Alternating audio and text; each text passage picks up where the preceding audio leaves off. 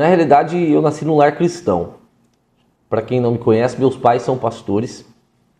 E eu gosto até de brincar que eu sou moleque do pátio da igreja, né?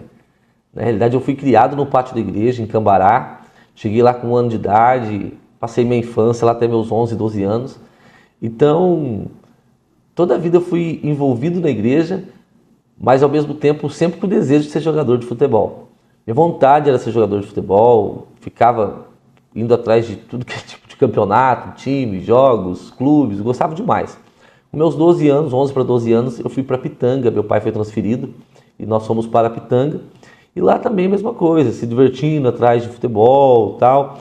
Eu comecei muito jovem, comecei muito novo a caminhada, até pelo ambiente que eu fui criado, o ambiente que eu nasci e tudo mais.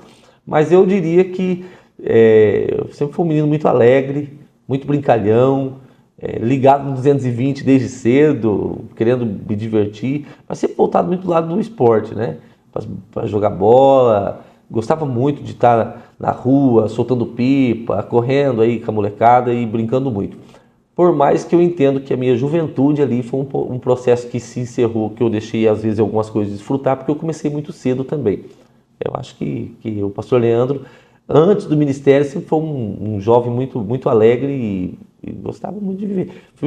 Só voltando antes do ministério, de pastorear, eu também trabalhei muito na área comercial, né? Gostava muito da área comercial e foi um momento muito bacana, onde ali eu já conseguia ver um espírito de liderança, porque comecei numa loja como auxiliar, já passei para vendedor e de repente já me tornei subgerente, já me tornei gerente de uma loja. Foi muito bacana, um momento muito especial.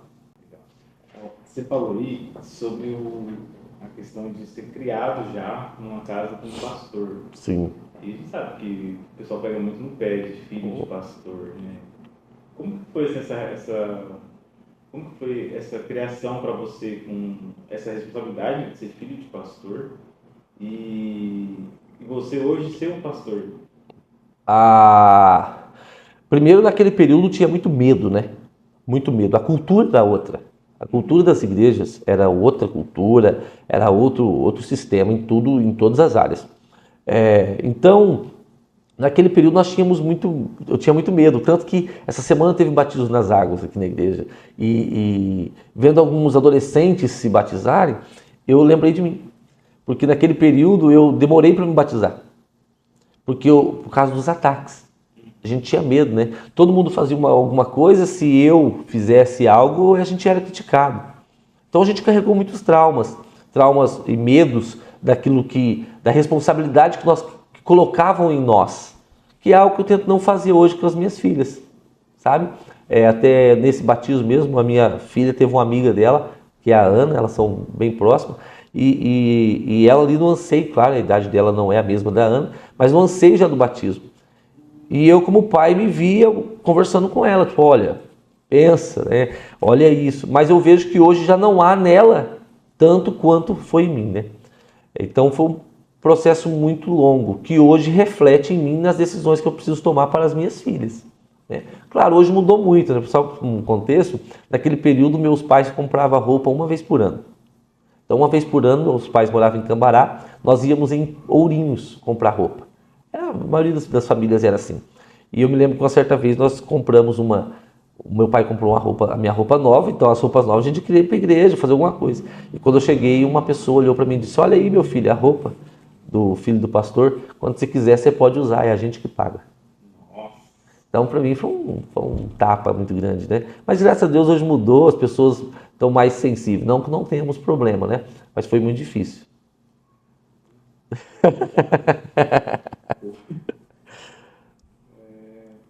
Qual foi o momento que o pastor teve certeza do chamado para liderar? Olha, Alex, é muito difícil falar.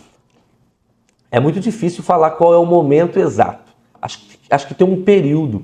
Porque a chamada, ao meu ver, hoje, ele não é assim, dormiu, acordou e estou dizendo, estou pronto.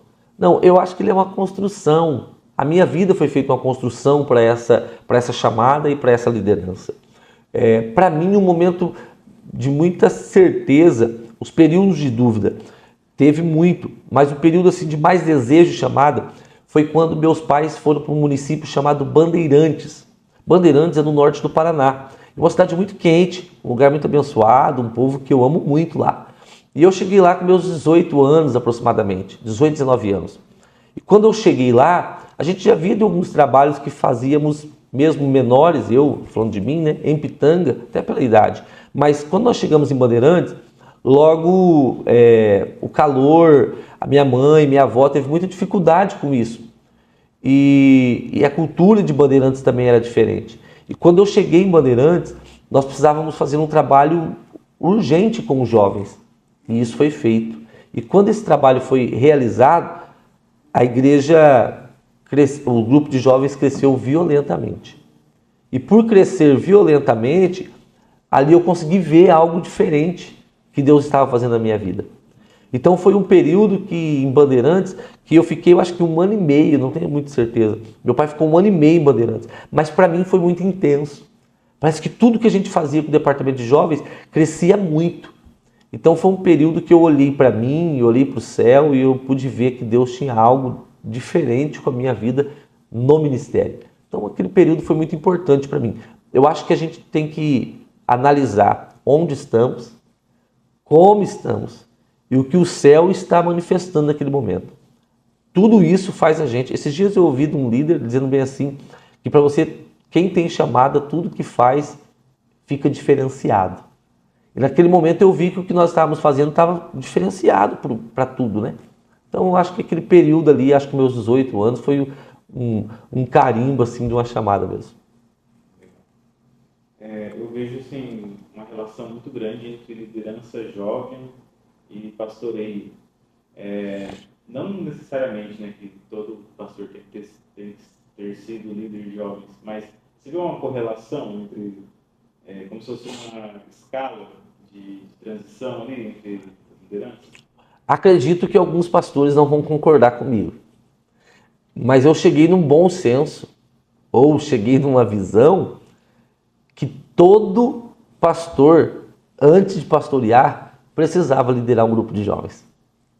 Eu acredito que um pastor, ou qualquer pessoa, que ele pegar um grupo de jovens e ele conseguir desenvolver um bom trabalho, há uma porta muito grande dele se tornar um pastor de igreja.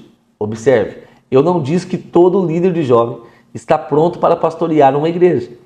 Eu estou dizendo que todo homem que liderou, ou toda mulher que lidera um departamento de jovens, está pronto para uma chamada maior. Porque o desafio de liderar um departamento de jovens, hoje, aos meus olhos, é muito difícil. É um dos departamentos mais difíceis da igreja. É o departamento de música, o departamento de louvor. Para mim, hoje, na atualidade, é o departamento de jovens. É muito difícil liderar jovens. E acredito que os pastores precisam ter essa consciência. Para vocês que estão vendo esses vídeos, para quem vai assistir esse vídeo, Alex, meu conselho é, tem uma chamada ministerial, tem desejo de pastorear, primeiro, se aproxime do departamento de jovens e veja o quão difícil é. Muita gente vê o púlpito, né, mas não vê o peso da liderança. Qual foi o momento mais difícil assim, que você pode compartilhar com a gente até hoje? O momento mais difícil do meu ministério, eu acho que já vem no peso de ser filho de pastor. Hoje a gente não ouve muito, nós não ouvimos muito. Mas teve um período que a gente ouvia falar que nem todo filho de peixe, peixinho é. Era uma frase que se falava muito. Então, por eu ser filho de pastor, poucos viam em mim uma chamada. Entendia que eu estava ali porque o meu pai estava me colocando. Ao contrário, meu pai ele não dificultou, mas para muita gente, ele conseguiu para outros homens, para outras pessoas que tinham esse desejo, ele abriu portas que para mim ele disse para você vai ser diferente. Eu tenho pessoas que foram lideradas pelo meu pai, formadas pelo meu pai, que a sua primeira congregação que meu pai concedeu já tinha ali seus 100 membros. Congregações boas. E a primeira congregação que eu peguei não era essa a realidade. Então meu pai ele fez eu passar por todos os processos diferentes. Porém, houve um período que um líder, eu não quero citar nome, eu não quero ser antiético, ele numa reunião que tinha muitos pastores, ele pediu para mim ficar de pé. E ele disse para mim que eu seria pastor presidente. Naquele período eu fiquei muito feliz por ouvir aquilo daquele homem, de um líder, do meu líder. E quando eu saí pela porta, eu vi um grupo de pastores e eles olhavam para mim dizendo, Ele só vai ser porque o pai dele está colocando ele. E na minha posse, quando eu fui me tornar presidente, um pastor pegou na minha mão e disse: que bom que você se tornou presidente. E eu disse para ele assim: sério? Eu achei que ele estava torcendo por mim. Ele disse: não, é para essa palhaçada acabar logo. A convenção só está te colocando para te mostrar que você só é filho de um presidente. Eu acho que esse período foi muito difícil, porque eu tinha parado de tentar provar para os outros que eu era filho do pastor. Com a minha juventude, com a minha liderança nos departamentos de jovens, fui departamento da Almatic Ter, depois me deram a oportunidade de liderar o Madepar regional lá na nona região, o pastor Percy, foi um privilégio muito grande. Só que naquele período eu tinha deixado a minha mente, o meu psicológico, tentar provar para os outros que eu não era só o filho do pastor, mas que tinha uma chamada dentro de mim. E quando eu fui realizar um dos meus maiores sonhos ministeriais, que é um desejo, abro um parênteses, eu ouço muita gente falar assim que nunca pensou, né? Eu vejo gente chegando em posições e fala assim: eu nunca pensei. Eu tenho dificuldade de ouvir isso, porque não, toda a vida eu tive desejos, sonhos, desde que não fizesse em mim uma soberba e um orgulho, né? Então naquele período teve que voltar os sentimentos de muito tempo atrás, dizendo: olha, eu tenho que provar para esse povo agora que eu não sou só o filho do pastor. Um momento muito difícil, que só depende de uma pessoa, de você mesmo. E o pior momento do ministério é quando as tuas atitudes, ou o teu caráter, ou o teu posicionamento só depende de você. Aí, meu filho, não tem palavra que te consola, não tem empurrão que te empurra para frente, não tem puxão que te traz para trás. Não. É só você. É muito difícil. Sua visão, qual o maior erro que novos líderes cometem dentro da igreja hoje? Olha, qual o maior erro que os líderes cometem dentro das igrejas hoje, ao meu ver, é eles ter facilidade de apontar um caminho que eles não conhecem. É líder que lidera departamento, pastor que pastoreia a igreja, que não conhece o caminho que eles estão pedindo para as pessoas trilhar. Me desculpa, mas um líder, antes que ele mostre o caminho, antes que ele aponte o caminho, eles têm que saber o que está acontecendo. Uma das coisas que eu amei do meu pai, mas naquele período eu não compreendi, foi que eu passei em todas as áreas da igreja. Eu só não fui líder do ciclo de oração, mas eu já cantei com o ciclo de oração. É real. Tudo. Eu já fui secretário de igreja, já ajudei em tesouraria da igreja, já ajudei o grupo de jovens, eu já fui para a sala kids da igreja, mídia, se deixar até hoje. Eu passei em praticamente toda a igreja. Por quê? Para me conhecer. Quando eu olho para um líder de jovem, eu falo para ele: vamos fazer isso, e ele fala para mim: é impossível. Eu sei se é ou não. Quando eu falo para um departamento de direção: irmãs, por que vocês não mudam o ensaio? Por que vocês não fazem assim com o grupo das irmãs? Ah, pastor, não dá, eu sei a possibilidade. Então eu acredito que hoje o grande erro dos pastores, o grande erro dos líderes é não conhecer aquilo que eles estão propondo. Gente, nós precisamos ter um ano assim, mas ele não conhece. Sabe? Eu acho que a gente não precisa ter excelência em tudo, mas conhecer aquilo que nós estamos apontando. Se você não conhece algo que você está tentando implantar na sua igreja, não tenha vergonha de recuar. Não tenha vergonha. Os líderes hoje em dia têm vergonha de pedir perdão. Líderes que têm vergonha de recuar. Se você foi colocado numa igreja, num departamento, que o que está precisando para aquele local é aquilo que você não tem, ou você muda a rota, ou você traga para perto de você o que você tem. Por exemplo, eu toda a vida gosto muito de cantar. Música, louvor, adoração, sempre envolvi. E uma certa vez eu fui pastorear um campo e um amigo meu me ligou. E ele disse: pastor Leandro, eu preciso muito, desejo muito trabalhar com o senhor, leve eu para trabalhar com o senhor. E eu disse assim para ele: tá, e qual a área que você mais gosta de trabalhar? Ele disse assim: eu gosto muito da área de música, só que eu também gosto. Segundo, a igreja que eu pastoreava tinha bons músicos. A pergunta é: eu preciso dele? Eu preciso trazer gente em áreas que eu não tenho para apontar, ou que na igreja que eu pastoreio também não tem. Então, quando você não conhece o que você está tentando direcionar, ou você recua ou coloca gente para fazer aquilo que você não conhece. A ausência de não conhecer o caminho faz uma igreja deixar de trilhar a proposta do líder. E o líder que tem medo de errar, que você diria para esse líder? Parabéns. Parabéns. Se você tem medo de errar, parabéns. É ótimo ter medo de errar. O problema não é ter medo de errar. O problema é quando você erra e não reconhece que errou. Há uma grande dificuldade. O líder erra. O pastor erra. A gente falha. Toma decisões erradas, atitudes erradas. O problema nunca foi errar. O problema é deixar de reconhecer, primeiro, o que errou e as suas limitações. Não tenha dificuldade de reconhecer as limitações. E se você conhece pessoas que têm o que você não tem, coloque no seu lado. Não há problema nenhum. Não há problema nenhum. Sabe? Cuidado. Meu conselho para todos os líderes é cuidado.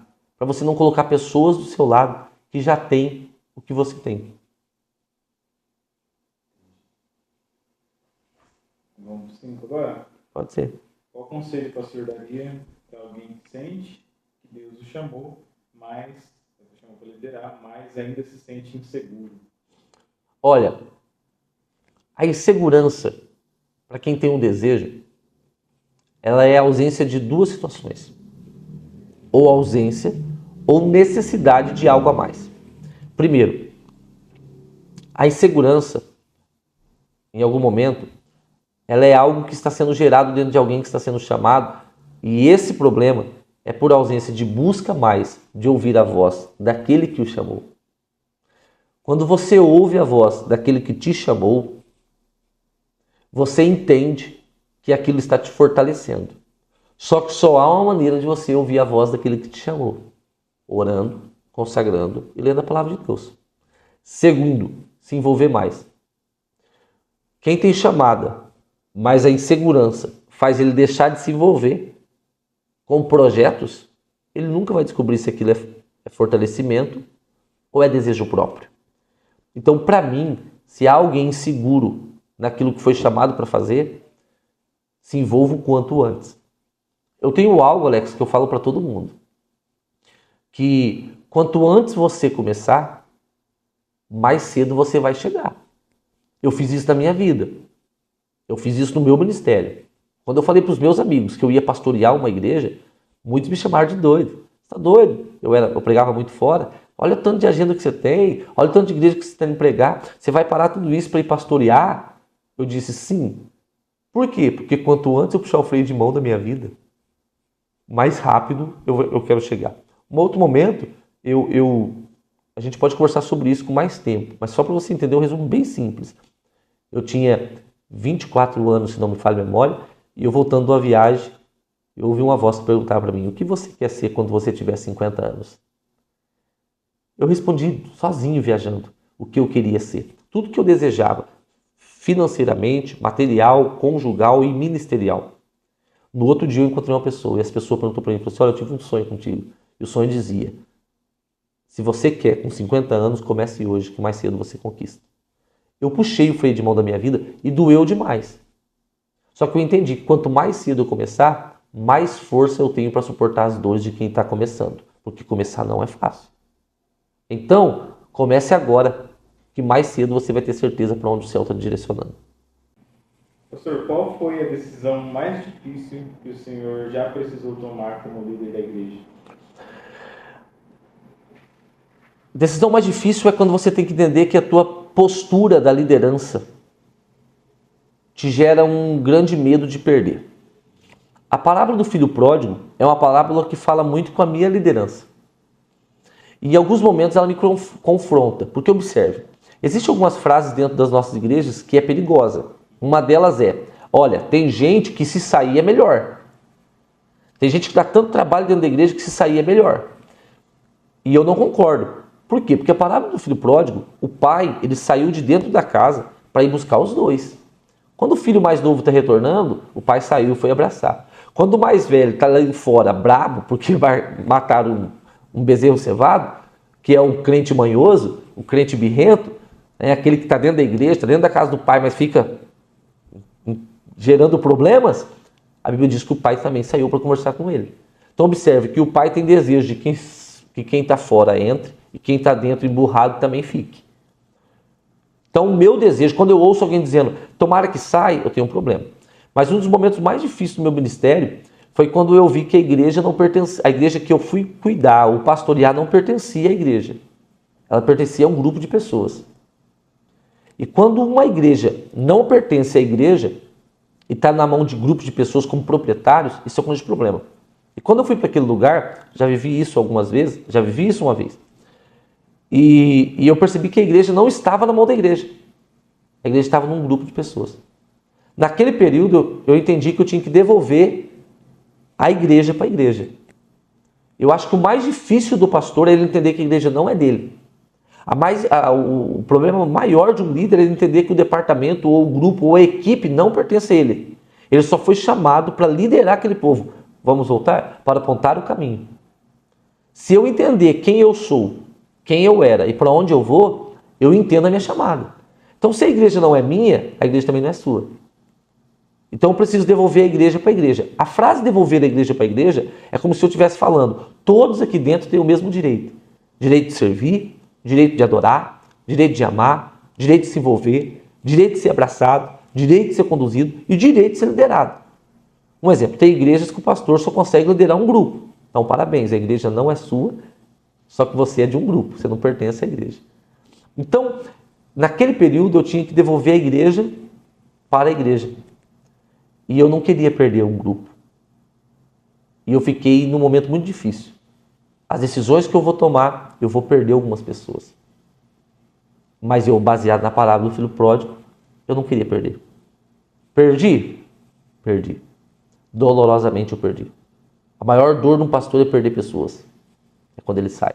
Aquele momento me machucou muito e eu carrego isso até hoje na minha vida. Quando eu vi umas decisões minhas, tendo que perder gente, perdi. Mas eu lhe garanto, a igreja foi devolvida para a igreja. Hoje, em algumas ações, eu tento fazer com que eu consiga resolver sem perder. Tem situações que não há. Aquela não tinha condições. O poder deles era muito grande e eles não aceitavam. Graças a Deus, hoje eu olho para trás e eu vejo eles de novo dentro da igreja. Perderam por um período, mas aquele momento foi doloroso porque eu vi eles saindo do ambiente. Mas a minha notícia é, a igreja tem um dono, o Pai, o Filho e o Espírito Santo. Nada mais. Rápido, curto e objetivo. Líder, conheça o caminho da sua liderança. Se você vai liderar uma igreja, se você vai liderar um departamento, se você vai liderar uma equipe, conheça o caminho que você vai trilhar. A ausência de conhecer o caminho faz muita gente abandonar um projeto gigantesco. Deus abençoe.